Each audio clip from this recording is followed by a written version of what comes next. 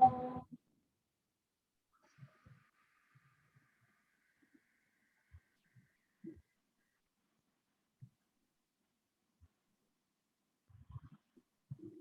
अध्ययन के इस सेशन में आप सभी का स्वागत, जहां हम सतीश सर से 8वें अध्याय के बारे में जान रहे हैं। आज बारी है 18वें और 19वें। सर 18वां भी करेंगे या 19वें पर चलेंगे? 17, 18, 19 की संक्षेप में चर्चा, फिर 20वें श्लोक की बात करेंगे। ठीक है। आज हम 17, 18 और 19 इन श्लोकों की चर्चा करेंगे। सर से निवेदन कि आज की चर्चा को शुरू करें। सर को प्रणाम। आप सबको मेरा प्रणाम। हम लोग पिछले कई दिनों से चर्चा कर रहे हैं ब्रह्मा के एक दिन की, और ये 17वें श्लोक में आया कि ब्रह्मा का जो एक दिन है उसकी अवधि चारों युगों को मिलाकर जितना समय है उसकी 1000 गुना होती है। और 4 युग कौन से? सतयुग, त्रेता, द्वापर और कलयुग। इन चारों की जब हमने गणना की, ये आता है 43,20,000 वर्ष, और इसको 1000 से गुणा कर देंगे, वो बनता है 4,32,00,00,000 वर्ष। यानी ब्रह्मा का एक दिन 4,32,00,000 वर्ष इतनी लंबाई का है, इतने समय का है। और जितना दिन है उतनी ही रात्रि है, रात्रि भी इतनी ही बड़ी है। और हमने ये भी कोशिश की समझने की कि जैसे पृथ्वी पर दिन और रात के लिए कहीं ना कहीं फोकस में सूर्य है जहां से लाइट पड़ती है, और ये घूमती है पृथ्वी हमारी, तो दिन और रात होते हैं। तो इसी कॉन्सेप्ट के तरीके से अगर हम सोचें, सच्चाई क्या है नहीं मुझे पता, लेकिन इसी के तरीके से अगर इसी के पैरेलल, इसी से सिमिलैरिटी बना करके अगर सोचें, इसका मतलब ये हुआ ब्रह्मा को अगर आकाशीय पिंड की तरह से माना जाए, एक बहुत बड़े एस्ट्रोनॉमिकल ऑब्जेक्ट की तरह से माना जाए, और वो अपनी धुरी पे घूम रहा है जिससे दिन और रात बनेंगे, उसका एक दिन 4,32,00,00,000 वर्ष का, रात्रि भी इतनी ही बड़ी, तो फिर इसके फोकस पे भी कुछ होना चाहिए। वो जो फोकस है वो इससे भी बड़ा होगा, इससे भी अनंत होगा। फिलहाल हम उस तक भी पहुंचेंगे। ये थी बात श्लोक नंबर 17 की। और श्लोक नंबर 18 में कहा गया संपूर्ण सर्वा व्यक्तय है, सब कुछ जो एक्सप्रेस्ड है, व्यक्त है, जिसको हिंदी में लिखा दृश्य मात्र भूतगण। शब्द भूतगण तो यहां लिखा, लेकिन संस्कृत में शब्द लिखा है व्यक्तय है, यानी जो एक्सप्रेस्ड है। एक्सप्रेस्ड का या मैनिफेस्टेड का मतलब यह है वो चर भी हो सकता है, अचर भी हो सकता है। जहां भूतगणों की बात होती है वहां हम लिविंग क्रिएचर्स की बात करते हैं आमतौर पर। तो ये संस्कृत के शब्द में आप लोग और सोच सकते हैं। मेरी समझ में ये आया संपूर्ण व्यक्तय है, सर्वाह व्यक्तय है, सब कुछ जो एक्सप्रेस्ड है, दिखता है, चाहे वो चर हो, अचर हो, जड़ हो, चेतन हो। अहर आगमे, दिन के आगमन के साथ साथ, किसका दिन? ब्रह्मा के दिन की बात हो रही है। ब्रह्मा के दिन के आगमन के साथ साथ अव्यक्तात्, अव्यक्त से प्रभवंती, उत्पन्न होते हैं। हमारे मन के विचार हैं, अव्यक्त हैं, जगह नहीं घेरते, पता नहीं लगता कुछ, लेकिन जब व्यक्त होते हैं तो एक्शन में बदलते हैं, एक्टिविटी में बदलते हैं। वो उनकी मैनिफेस्टेशन है। जो हम काम करते हैं, कुछ पैसा कमाते हैं, घर बनाते हैं, कुछ और करते हैं, ये मैनिफेस्टेशन है। व्यक्त होना है किसका? अव्यक्त हैं, जो भाव के शेप में हैं, विचारों की शक्ल में हैं। वो जब व्यक्त होते हैं तो फिर बहुत कुछ सामने नजर आता है जो व्यक्त हो जाता है। तो कहा सर्वाह व्यक्तयः है, संपूर्ण जो व्यक्त है। अहर आगमे, दिन के आगमन के साथ, अव्यक्तात्, अनएक्सप्रेस्ड, यानी किसी आइडिया से, किसी व्यू से, किसी विचार से, प्रभवंती, उत्पन्न होते हैं।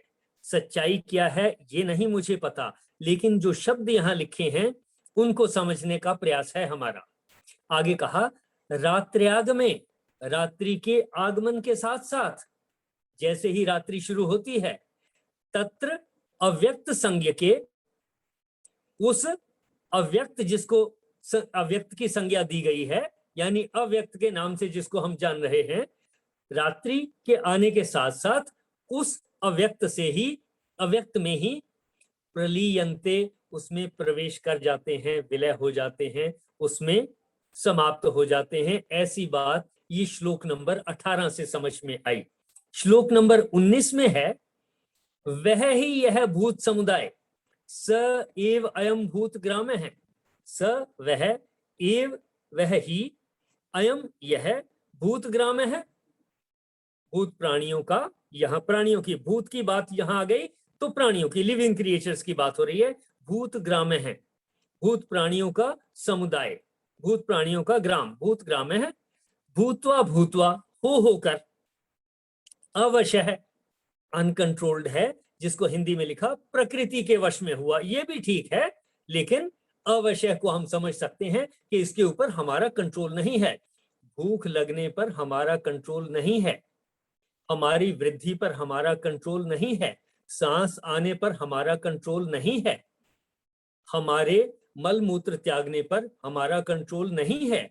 ये सारी चीजें चलती रहती हैं ऑटोमेटिकली, अवश्य, यानी ऑटोमेटिकली कंट्रोल्ड, या प्रकृति के वश में हुआ या अनकंट्रोल्ड का हो, जिस तरीके से भी समझें। कहा है स एव अयम भूत ग्राम है, वह ही यह भूत प्राणियों का समुदाय, भूतवा भूतवा, हो होकर, अवश्य है, अनकंट्रोल्ड तरीके से, ऑटोमेटिक तरीके से, रात्रि आगमे, रात्रि के समय प्रलीयते, यानी विलय हो जाता है, अहर आगमे प्रभवती, दिन के होने के साथ फिर से उत्पन्न हो जाता है। पार्थ यानी हे अर्जुन, ये अर्जुन को समझाया गया कि ब्रह्मा के दिन के समय उत्पत्ति शुरू होती है, ये चलता रहता है, और ब्रह्मा की जब रात्रि शुरू होती है तब उसमें विलय होना शुरू हो जाता है, सभी प्राणी उसमें समाप्त हो जाते हैं, और ये चलता रहता है। और इसी श्लोक के अंत में लिखा है, वो किसी श्लोक का अर्थ नहीं है, कहीं और से लिंक के साथ आया होगा, लिखा है इस प्रकार ब्रह्मा के 100 वर्ष पूर्ण होने से अपने लोक सहित ब्रह्मा भी शांत हो जाता है। इसके ऊपर मैं और ज्यादा चर्चा नहीं करूंगा क्योंकि श्लोक में नहीं आया, जहां से भी आया होगा, लेकिन इस बात को भी ख्याल रखें कि ब्रह्मा के भी शांत होने तक की बात कही गई है, कि जैसे हमारे 100 वर्षों की बात होती है कि 100 वर्ष तक जिए, ऐसे ही ब्रह्मा के लिए भी कहा कि ब्रह्मा के जब 100 वर्ष हो जाएं तो वो भी शांत हो जाता है, ऐसा है। अब हम पहुंचते हैं श्लोक नंबर 20 पर। चलिए शशि देखिए जरा, श्लोक नंबर 20 को पढ़ें। हाँ जी। एक अव्यक्त के परे दूसरे सनातन अव्यक्त का प्रतिपादन। परस्तस्मातु भावोन्यो, भावोन्यो, यहाँ तक फर्स्ट पार्ट है। व्यक्तो व्यक्तात् सनातनः, ये अव्यक्त वर्ड है, एस आया हुआ साइलेंट। परस्तस्मातु भावोन्यो व्यक्तो व्यक्तात् सनातनः, यह स सर्वेषु भूतेषु नश्यत्सु न विनश्यति। तू तस्मात् अव्यक्तात्, परंतु उस व्यक्त से अति परः अन्य यह सनातनः, उस अव्यक्त से अति परे दूसरा अर्थात विलक्षण जो सनातन अव्यक्त भावः, सनातन अव्यक्त भाव है, स सर्वेषु भूतेषु नश्यत्सु न विनश्यति, वह दिव्य पुरुष, परम दिव्य पुरुष सब भूतों के नष्ट होने पर भी नष्ट नहीं होता, परंतु उस व्यक्त से भी अति परे दूसरा अर्थात विलक्षण जो सनातन अव्यक्त भाव है, वह परम दिव्य पुरुष सब भूतों के नष्ट होने पर भी नष्ट नहीं होता। देखें, ये अभी तक बात हो रही थी ब्रह्मा के व्यक्त भाव की और अव्यक्त भाव की, और अब उससे परे की बात आ गई इस श्लोक में। तू यानी परंतु, तस्मात् अव्यक्तात्, उस अव्यक्त से किसकी बात हो रही है? जो इससे पहले कहा गया ब्रह्मा का जो अव्यक्त भाव है उससे उत्पत्ति भी होती है और लौट करके उसी में विलीन भी हो जाते हैं। उस अव्यक्त ब्रह्मा की बात हो रही है।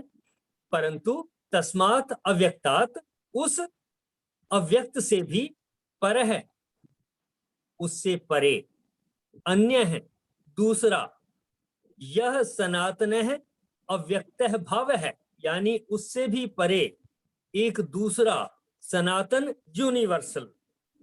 सनातन का मतलब यूनिवर्सल, जो सनातन, जो यूनिवर्सल अव्यक्त है। वो ब्रह्मा के अव्यक्त की बात हो रही थी, अब बात हो रही है यूनिवर्सल अव्यक्त की, यानी ईश्वर की बात हो रही है। अब यह सनातन है, अव्यक्त है, भाव है, जो यूनिवर्सल अनमैनिफेस्ट, अनएक्सप्रेस्ड भाव है। यहां भी शब्द भाव इस्तेमाल हुआ। जो सनातन अव्यक्त भाव है, स वह सर्वेषु भूतेषु नश्यत्सु, सर्वेषु भूतेषु नश्यत्सु, सर्व सभी भूत प्राणियों के नष्ट होने पर भी न विनश्यति, नहीं नष्ट होता। यानी ब्रह्मा तो नष्ट हो भी सकता है, 100 साल में वो शांत होने की बात भी कही है, लेकिन उससे जो परे है, यानी जहां से इसको जिसके फोकस पर ब्रह्मा, जिसके फोकस पर है, वो जैसे सूर्य पृथ्वी के फोकस पर सूर्य है, सूर्य पृथ्वी को प्रकाशित कर रहा है, ऐसे ही ब्रह्मा को जो प्रकाशित कर रहा है वो अव्यक्त भाव, वो ईश्वर, वो पर है, अति परे, कि वो सर्वेषु भूतेषु नश्यत्सु, सब भूत प्राणियों के नष्ट होने से भी न विनश्यति, नष्ट नहीं होता। इसी को हम ईशावास्यम इदम सर्वम के नाम से शुरू से पढ़ते आए हैं। ये तो मैं एक लाइन की बात करता हूं, लेकिन ईशावास्य उपनिषद में ही अगले श्लोकों में आता है कि वो ईश्वर की जो शक्ति है, वह ईश्वर, वह शक्ति हमारे अंदर भी है, बाहर भी है, नजदीक भी है, दूर भी है, ये सारी बातें आती हैं। और केन उपनिषद में इसी से रिलेटेड फिर आता है, आंख को जो दिखाई देता है वो ब्रह्म नहीं, आंख जिससे देखती है वो शक्ति ब्रह्म है। कान को जो सुनाई देता है वो ब्रह्म नहीं, कान जिस शक्ति से सुनता है वो ब्रह्म है। यानी ब्रह्म को, ईश्वर को आंख से नहीं देखा जा सकता, कान से नहीं सुना जा सकता, मन से नहीं सोचा जा सकता, लेकिन जिस शक्ति से ये आंख, नाक, कान इत्यादि, जिसको यहां पर कहा अति परे, सनातन है, अव्यक्त भाव है, सनातन यूनिवर्सल अव्यक्त भाव, वह सर्वेषु भूतेषु नश्यत्सु, सब भूत प्राणियों के नष्ट होने पर भी न विनश्यति, वह नष्ट नहीं होता। देखिए, इतने सारे में हमने ये समझने का प्रयास किया कि वो ब्रह्म क्या है, ईश्वर क्या है, उसका विस्तार क्या है, ब्रह्मा का एक दिन कितना बड़ा है, और यहाँ पृथ्वी से जब हम कंपेयर करते हैं तो बहुत छोटा टाइम है, लेकिन फिर भी इस छोटे टाइम में भी हमारे पास 70, 80, 90, 95, 100 वर्ष तक का जितना भी समय है, ये समय है जिसके हिसाब से शक्ति तो मुझे देखने की ईश्वर से मिल रही है, लेकिन भाव तो मैं बदल सकता हूं। जो दिखाई देता है उसके गुण दोषों में से देख लूं कि गुणों को कैसे उपयोग करूं, दोषों को कैसे उपयोग करूं। दोषों को घटिया कह देने से काम नहीं चलेगा। मैं फोकस करूं, क्योंकि शक्ति ईश्वर की है, तो उस ईश्वर की शक्ति से मैं गुणों की उपयोगिता भी ढूंढ सकता हूं, दोषों की उपयोगिता भी ढूंढ सकता हूं। देखें, दोषों की उपयोगिता ऐसा शब्द आपने पहले सुना नहीं होगा, लेकिन हम थोड़ा सा और बारीकी में जाएंगे, जिसको हम कहते आए हैं समभाव समत्व योग, सुख दुखे समय कृत्वा लाभालाभो जय अजय, के सुख दुख को बराबर समझो, लाभ हानि को बराबर समझो। कैसे समझेंगे? जब हम सुख की उपयोगिता भी ढूंढ लेंगे, दुख की उपयोगिता भी ढूंढ लेंगे, सुख की यूटिलिटी भी ढूंढेंगे, दुख की यूटिलिटी भी ढूंढेंगे। और इसी तरह से समभाव में आने के लिए काम का, किसी कर्म का जो रिजल्ट आया मेरे हिसाब से है या नहीं है, उन दोनों अवस्थाओं में मैं अगर यूटिलिटी ढूंढ लूंगा, तब मैं जिस शक्ति को इस्तेमाल कर रहा हूं वो ईश्वर की ही शक्ति है। उसी से मैं ऐसा सोच भी सकता हूँ, देख भी सकता हूँ, सुन भी सकता हूँ, ताकि मुझे गुणों की उपयोगिता भी मिल जाए, दोषों की उपयोगिता भी मिल जाए। इतनी बातें हमने ये श्लोक नंबर 20 तक कोरिलेट करने का प्रयास किया कि इन श्लोकों में जो ब्रह्मा के दिन रात की बात कही और ब्रह्मा को बताया अव्यक्त, और इससे परे भी जो अव्यक्त है ईश्वर, उसको मैंने कोशिश की कि कोरिलेट किया जा सके। देखें जरा, यहां तक किसी का कोई सवाल है तो डिस्कशन करेंगे, या आप अपनी तरफ से कुछ कहना चाहें तो शेयर करें। Jain sir, Jain sir. हाँ जी, हाँ जी, जय हिंद। हेलो हाँ जी, हाँ बोले। सर, आपकी मैं ये कह आवाज रहा आ हूँ रही है। कि आवाज आ रही है सर मेरी? हाँ जी, हाँ जी। जी सर, मैं ये कह रहा हूँ जो 18 और 19वां जो श्लोक है, उनसे तो ये समझ में आता है मोटे तौर पे कि जब तक ब्रह्मा जी का दिन चलता है तब तक सृष्टि चल रही है, और जैसे ही ब्रह्मा जी की रात शुरू हो जाएगी तो प्रलय हो जाएगी। एक तो ये मोटे तौर पे समझ में आ रहा है 2 श्लोक में। और 20वें श्लोक से ये समझ में आया कि ईश्वर ब्रह्मा से भी आगे की चीज है, जिसकी महिमा अनंत है। उसको देख तो नहीं सकते लेकिन एहसास कर सकते हैं भाव से, जैसे आपने बताया था कि चख सकते हैं, एहसास कर सकते हैं। ये 2 बात मेरी समझ में आई सर। कहां तक सही है? हाँ त्यागी जी, बिल्कुल ठीक समझा आपने। ब्रह्मा के बारे में उनकी अवधि बताई कि उनका दिन इतना बड़ा है, रात्रि इतनी बड़ी है, वो भी अव्यक्त है, और उस अव्यक्त से भी जो परे है वो ईश्वर कहा। उसको ये लास्ट वाला श्लोक, जिसको 20वें श्लोक में हमने कहा परंतु तू तस्मात अव्यक्तात्, उस अव्यक्त से भी, कौन से अव्यक्त से? ब्रह्मा। उस अव्यक्त से भी परे है, यानी उससे भी परे है, उससे भी पावरफुल है, अन्य दूसरा है, वो इससे अलग है। यह सनातन है, अव्यक्त है, भाव है, वह यूनिवर्सल अव्यक्त भाव है। जैसे हमारे मन में भाव हैं, जगह नहीं घेरते, पता नहीं चलता, किसी दूसरे को दिखता नहीं, दिखता तभी है जब हम उसको व्यक्त में बदल देते हैं। जब हम कुछ कर्म करते हैं, व्यक्त में बदल गया। इसी तरह से उस ईश्वर की शक्ति जगह तो नहीं घेरती, ऐसा समझ में आता है कि वो भाव है, वो शक्ति जगह नहीं घेरती, लेकिन उस शक्ति से जो व्यक्त होता है उसका आकार अनंत है। उससे जो जड़ चेतन व्यक्त हो रहा है, बन रहा है, कि यही इस सोच से ही किसी ने कंप्यूटर बना दिया, किसी ने एरोप्लेन बना दिया, किसी ने कुछ और बना दिया, छोटी चीजें भी बना दी, बड़ी चीजें भी बना दी, पानी के जहाज भी बना दिए, गाड़ियां भी बना दी, ट्रेन भी बना दी, बड़ी चीजें भी हैं, छोटे भी हैं, और ये माइक्रो कंट्रोलर भी बन गए, ये छोटे छोटे कंप्यूटर हाथ में जो लिए हम घूमते हैं, मोबाइल फोन, जिनमें सारा ही कुछ आ गया, जो बड़े बड़े राजे महाराजाओं ने भी जिसके बारे में शायद कल्पना भी नहीं की होगी। ये सारी चीजें कहां से बनी? अव्यक्त से, अव्यक्त भाव से अभिव्यक्ति हो गई, फिर व्यक्त हो गया। ये जो आपने समझा, ये ठीक समझा। ऐसा ही समझने की जरूरत है कि ईश्वर भी इसी तरह से एक भाव हो सकता है। जहां तक यहाँ कहा गया है, यहां से पता चलता है कि ईश्वर की शक्ति भी एक भाव ही है, उसी से फिर व्यक्त होता है, उस अव्यक्त से व्यक्त होते हैं। जैसे ब्रह्मा भी अव्यक्त है, उससे फिर व्यक्त होता है बहुत कुछ, भूत प्राणी बनते हैं, फिर विलय भी हो जाते हैं। ईश्वर की शक्ति भी इसी तरह से अव्यक्त है, और उसी से ये सारा कुछ, सारा यूनिवर्स उसी से व्यक्त हो रहा है, उसी की अभिव्यक्ति है, उसी की अंग्रेजी में शब्द कहते हैं मैनिफेस्टेशन है, उसी का रूपांतरण है। ऐसा समझा जा सकता है। जो आपने अभी तक समझा, मैं समझता हूं आपने इन 3 श्लोकों को ठीक से समझा है। इसके अलावा और भी आगे जो बातें आएंगी, इनके साथ जोड़ते चले जाएंगे। देखें, आज एक्चुअली मिसेस पाठक का बर्थडे है, तो हम समापन की ओर बढ़े, उसके लिए 2 शब्द बोलेंगे। ये ठीक, आज की चर्चा यहीं पर समाप्त करेंगे। किसी का कोई और पॉइंट हो तो उसको डिस्कस कर सकते हैं, अदरवाइज बाकी की चर्चा कल भी ले सकते हैं। शशि देखें जैसा। हाँ जी, हाँ जी आशु जी, हेलो। हाँ जी, सर का बहुत बहुत शुक्रिया। सर ने बहुत अच्छे से समझाया कि सारी ये परमात्मा की ही कायनात है। और इसमें लिखा हुआ है कि कायनात जो परमात्मा की है, बाहर 1/4 है और 3/4 हमारे अंदर है। तो बाहर भटकने से ज्यादा जरूरी हमारा अंदर जाना है। बहुत ही अच्छा सर ने समझाया है। इसी के साथ आज हम समापन की ओर बढ़ेंगे।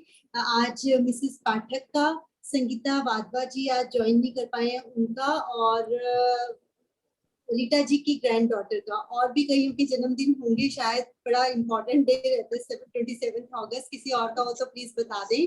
तो शशि दीदी, हम सबकी ओर से उनके लिए मंगल कामना करेंगे आज। हाँ जी, सभी को जन्मदिन की बहुत बहुत मुबारक। 3 दिन का भी जन्मदिन है। ईशावास्य उपनिषद का दूसरा श्लोक है। मैं उस श्लोक को बोल के उस पे एक भजन बोलूंगी सभी के लिए। कुर्वन्ने वेह कर्माणि जिजीविषेच्छत गुंसमः एवं त्वयि नान्यते तोस्ते ना कर्मं लिप्यते नरः। इसमें कहा है कि 100 साल जीने की इच्छा करो पर अच्छे कर्म करते हुए। खैर, कर तो सभी अच्छे ही रहे हैं, लेकिन उसको एक भजन के रूप में मिसेस पाठक सामने बैठे हैं, सभी को जिन जिन का भी जन्मदिन है मुबारक बहुत बहुत। तो एक भजन के माध्यम से बोलूंगी। आप 100 साल जीने की इच्छा करो पर सदा नेक शुभ कर्म करते हुए पाप में लिप्त होने से बच जाओगे इस चराचर जगत में विचरते हुए। कर्म करते हुए जो जिएगा यहाँ जिंदगी में हमेशा रहेगा सुखी। दुष्ट कर्मों से नाता जुड़ेगा नहीं, इनके फल से भी होगा कभी ना दुखी। इस तरह पाप के ताप से छूट जाओगे सजते संवरते हुए। आप 100 साल जीने की इच्छा करो पर सदा नेक शुभ कर्म करते हुए। कर्म बंधन का कारण ही ना बन सके, उलझनों से पड़े ना कभी वास्ता। कर्म निष्काम करते रहो उम्र भर, इसके अतिरिक्त कोई नहीं रास्ता। कर्म आराधना कर्म ही साधना, हुए रण क्षेत्र में भी उतरते हुए।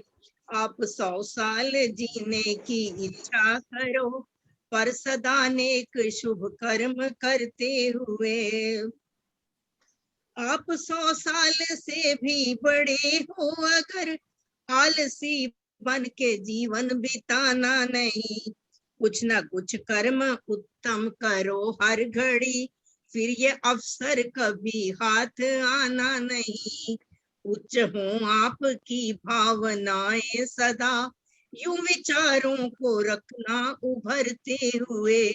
आप 100 साल जीने की इच्छा करो पर सदा नेक शुभ कर्म करते हुए।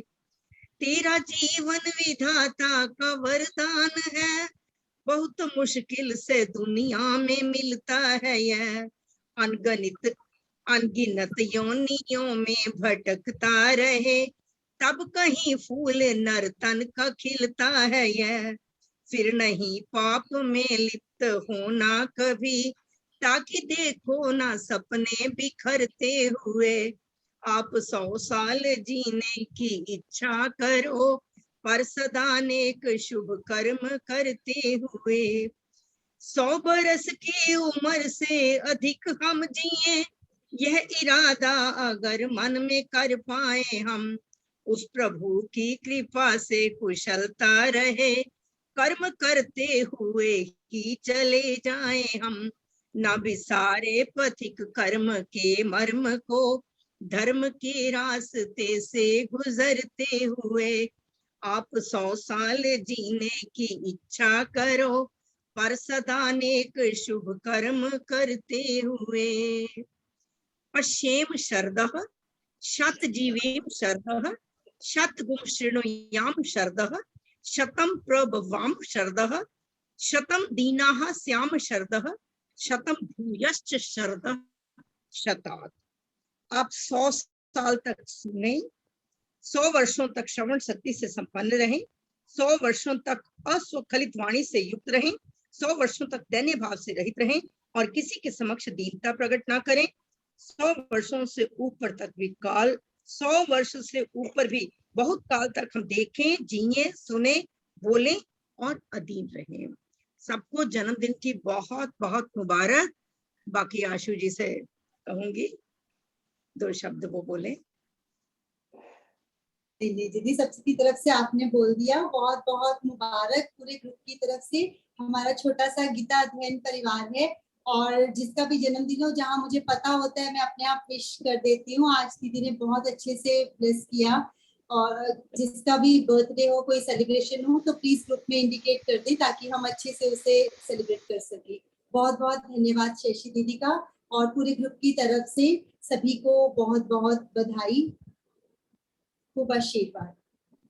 मेरी तरफ से बहुत बहुत धन्यवाद आप सबको, इतना मुझे आशीर्वाद और इतना मतलब प्रेरित करने के लिए। वैसे तो मैं रहती ही हूँ, मतलब कि ये जो अपने सूद सर है ये तो मुझे बिल्कुल अपने पिताजी की तरह लगते हैं और आप मतलब जी तो मतलब मुझे बहन की तरह मतलब कि महसूस होते हैं। Thank you. Thank you, God bless you. बहुत बहुत मुबारक, बहुत बहुत मुबारक, बहुत बहुत शुभकामनाएं, बहुत बहुत शुभकामनाएं। धन्यवाद आप सबका जी।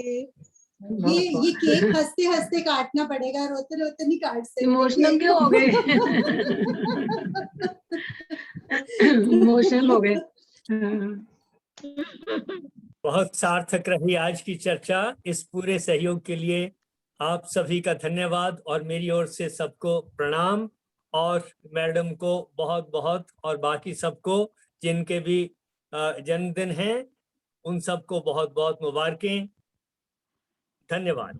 धन्यवाद सर, बहुत बहुत मुबारक। सभी को प्रणाम। हरिओम तत्सत। हरिओम। तो केक खाते खाते सब हंसेंगे जोर जोर से, केक बाहर नहीं गिरना चाहिए।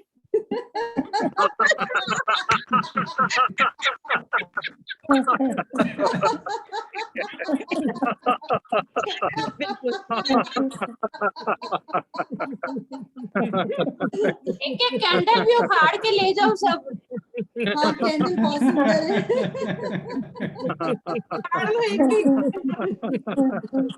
आज तक केक ज्यादा ना लगा दियो। स्पेशल डेकोरेशन करी हुई है। मेरी मासी का केक है ना, दोनों मासियां मेरी।